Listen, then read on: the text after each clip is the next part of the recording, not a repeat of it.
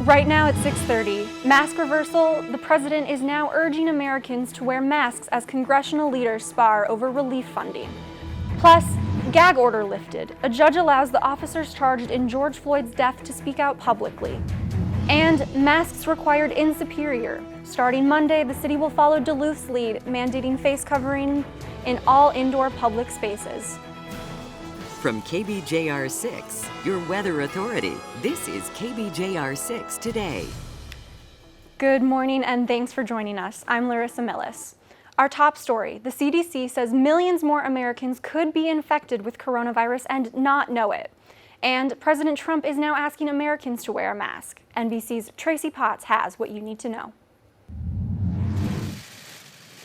President Trump back in the daily briefing with a new message on masks. If you can, use the mask. When you can, use the mask. And grim predictions about COVID-19. It will.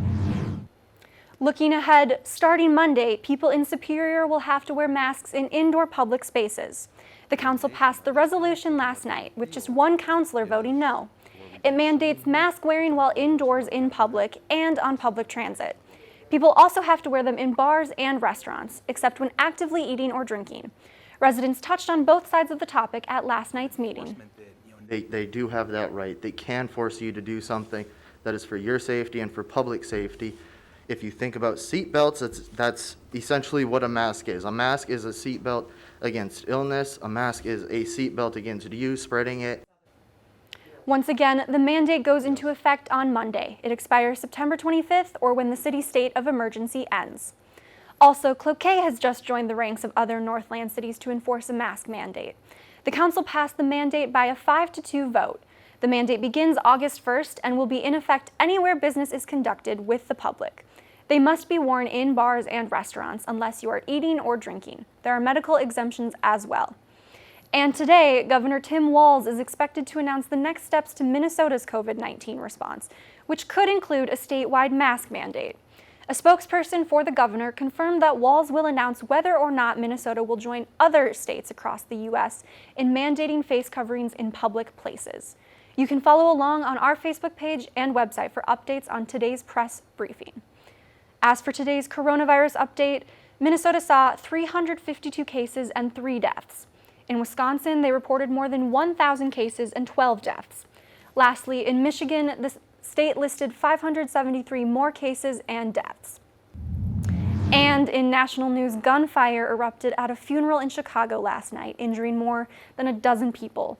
The shooting happened during a national debate about the use of federal law enforcement in some of America's cities. Here's NBC's Dan Sheneman. A massive shooting in Chicago. Witnesses say it happened at a funeral home in a South Side neighborhood. A black vehicle speeding westbound. In other national news, a Minneapolis judge has lifted the gag order for the 4 former police officers charged in George Floyd's death. The judge agreed with arguments that it would be unfair to limit the defendants' ability to defend themselves against negative publicity. All 4 of the former Minneapolis police officers were in court for that hearing. The former officers haven't yet formally entered a plea. Meanwhile, President Trump has signed a memo to try and keep undocumented immigrants from being counted in the 2020 census. The Trump administration tried to add a citizenship question to the census, but the Supreme Court blocked it. Tuesday's memo is likely to prompt legal challenges. The Constitution directs Congress to conduct a census to count persons living in the United States. It does not distinguish between citizens and non-citizens. In other political news, Senator Amy Klobuchar has proposed new legislation aimed at helping COVID patients. Klobuchar's legislation would require the Secretary of Health and Human Services to put out a public awareness campaign about the importance of plasma donation from people who have recovered from the coronavirus.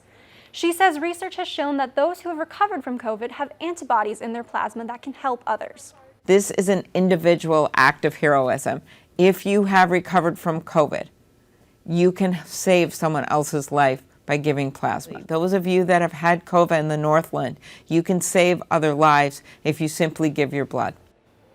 Klobuchar says her husband has donated plasma after recovering from the coronavirus.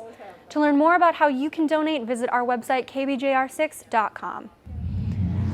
Over in Wisconsin, and despite the less than ideal weather, Tuesday was opening day at the Head of the Lakes Fair in Superior. Organizers and vendors opened with safety precautions. Hand washing and hand sanitizer stands are placed throughout the fairgrounds. Minnesota Fire Protection is a new vendor this year. Their CEO weighed in on what he hopes fairgoers will keep in mind. People are responsible for themselves, right? They need to take their own personal risk. People should be wearing masks if they're coming to something like this. That's the guidelines that we've been told to follow by the medical professionals. But as long as people are practicing their social distancing and they're being smart about sanitizing their hands and then wearing masks, I don't think it's going to be that much of an issue. Fair organizers say face masks are strongly encouraged and will be on sale at the fair. Gates open again at 6 tonight, and the fair will run through Sunday. Still to come, Hunter has your pinpoint forecast, plus how Americans are unknowingly hurting their credit. And playtime profits. With kids having to stay at home, toy sales are skyrocketing. It's 10 a.m. on this Wednesday morning in Duluth. You're watching KBJR 6 today.